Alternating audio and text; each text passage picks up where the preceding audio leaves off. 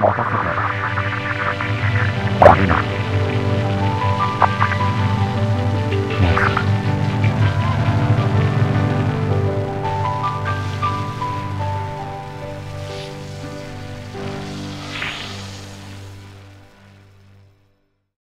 guys, what's going on? TGS back again for another video. So it's currently the weekend, whatever hemisphere. In some countries, it is tomorrow, so Thursday might be considered the start of a weekend. Tokyo Game Show is currently happening right now in Japan. As you guys know, it's one of the big consumer video game trade shows that happens in the year, along with E3 and Gamescom. And me being a big fan of Japanese games, RPGs, companies such as Atlas, NIS, damn, a lot of Japanese companies have fallen from grace. I remember there was a time you used to say I could be a fan of Capcom and Square-Enix, and now it's like, damn. But regardless of that, Tokyo Game Show is happening, and there were a lot of things that I was surprised happened so early on in the show. So first and foremost, we got a pretty big update on Final Fantasy 15. As you guys know, Final Fantasy 15 was the old Final Fantasy Versus 13 that was supposed to be out, goddamn, when the PS3 was still relevant, for the PlayStation 3, exclusively put out by Square Enix. It was a big deal because the Kingdom Hearts team, the guys who made that series right there, were working on the gameplay, and then you had the people who were in charge of the greatness that was Final Fantasy Advent Children's cutscenes, working on like the story, cinematics, everything about that, and it was supposed to be just this immense, colossal dip. That's basically what it was. It was one of the most popular titles when it was first announced way back in 2006. And as you guys know, the whole story around it, all of the development problems and the development hell that it's been going through, well, it seems to be back on track as of last year. But since then, we really haven't seen too much on it. I mean, we've seen a couple of promotional things here and there advertising the PlayStation 4 coming out in Japan, but really we haven't seen trailers or updates that it was going to be coming out, heck, not even a release window for the game. Well, at this year's TGS, we actually got a couple of big announcements. First and foremost, we got a brand new trailer. This trailer you guys can check out at the link below in the description. It just shows more gameplay, and I actually really did enjoy this. I saw a lot of the early comments from people saying that, you know, it seems kind of slow, nothing crazy is happening in it, it's not as action-packed as, let's say, the E3 re-reveal trailer and stuff since then, which I can definitely understand. That is true, but one thing I really enjoyed is that we actually saw more environments out of the game. I don't know about y'all, but for the past 6 years, we've basically seen more or less the same thing over and over again. We've seen the same environments, we've seen the same fights, we've seen the same music used, But I was glad to see there's a lot more variation going on, especially in color. I can see the color palette is very diverse in this game. And we just see more gameplay and action, which to me, you guys already know what I think about it. The game itself looks very good. I'm not necessarily too crazily excited about it, even though that I am. What I mean by that is I'm very happy that the game is finally moving forward in development, but at the same time, for the amount of time that has been spent on this game, the amount of money that's spent on this game, just the entire process whatsoever, Square Enix, the good guys over there, the people there, I know there's still genuine talent there. They could have put out a lot of crazy, innovative new RPGs for the 7th generation of consoles. And this thing has just been headed along, and yeah, we'll work on it at some point, and yeah, it's going very slowly. It's just the entire process has really killed any hype towards the game. Like I said, it looks very good, but at the same time, that level of hype is just, it's honestly, I don't like to use this phrase, it's gonna be another Duke Nukem Forever. Not to say that the game is gonna be on that level, because we don't know, we haven't played the game.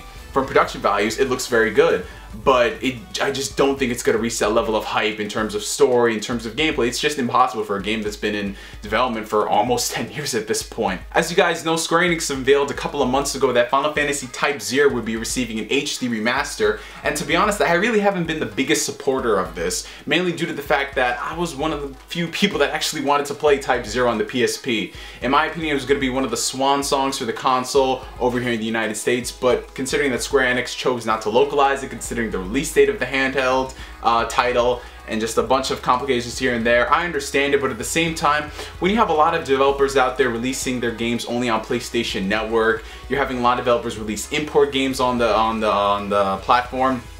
It's just overall mind-boggling why Square Enix, this huge Japanese company, couldn't just simply release this game on the PSN. We've seen a lot of developers, especially on the PlayStation Vita, take advantage of the platform and release digital-only games, and they actually really sell with little to no advertising. So Square Enix, it never made sense to me. However, the fact that it's receiving an HD remaster is good for a lot of people who wanted to play it, coming out on both PlayStation 4 and Xbox One. But it still kind of sucks for the PlayStation Vita gamers because originally they announced that this thing was coming to all 3 platforms, PS4, Xbox One, and Vita for the handheld. And then they redacted it and announced that Final Fantasy Agito Plus is coming to the Vita, which I'm not even going to really get into right now, but it's just a slap in the face for Vita games, especially considering that Japan is really the only place where Vita games sell for the most part. I mean, you see a lot of Japanese developers putting stuff out on the Vita because that's the only market that honestly it will appeal to. It's not going to have a huge impact in the United States or in Europe, only in Japan. So why they didn't choose to release it on the system is beyond me. It boggles my mind. It's actually pretty disappointing for all the fans of Sony platforms in general who wanted to play Type-0. They didn't have a chance to, and then when you finally have some dedicated gamers out there who release a translation patch, Square Enix comes and does a cease and desist order. I mean, it's just all kinds of legal mumbo jumbo that I'm not going to get into. But now we move on to the biggest bombshell of the show thus far, and it's still going on. Like I said, Tokyo Game Shows all weekend. Tetsuya Nomura, y'all know him. Tetsuya Nomura has stepped down for his directorial duties of Final Fantasy 15. Now this is major news for anyone who's been following the game because as you guys know, the game has been in development for about 8 years at this point. There are conflicting reports that development didn't start until late 2007, 2008, around there, but you get the point. It's been 5+ years since this game has been in development, and to have a director step down who's been involved with the process since the very beginning is just it's kind of like, what the heck is going on? Now, we obviously know that the game is going to come out at this point because they did confirm that Final Fantasy 15 will have a demo, a playable demo bundled in with people who buy Final Fantasy Type-0 HD. But it's still kind of shocking that out of nowhere this guy just steps down with production so far along in the game. You know, I honestly don't know what's going on with the company. Maybe they feel that, you know, Nomura has done enough for the game that they can have him step down and focus on other projects without it hurting 15 too much, because if it's at the final point in the game where they just need maybe a year or so for more polish, then it's not going to be too crazy to have somebody else come in and finish up the final work, which they have. The director for, I believe it was Final Fantasy Crisis Core on the PSP and Final Fantasy Type-0 is actually finishing up work on Final Fantasy 15. So that's pretty cool. I think he's a pretty competent developer, but it just goes to show you that maybe there's something deeper in this matter, because what if the reason that Final Fantasy Versus 13/15 took so long to, you know, come back into public eye was because of Tetsuya Nomura? A lot of people know that Tetsuya Nomura is known to be a perfectionist. You know, he's known to not want to release a bad game, and he prides himself on his work.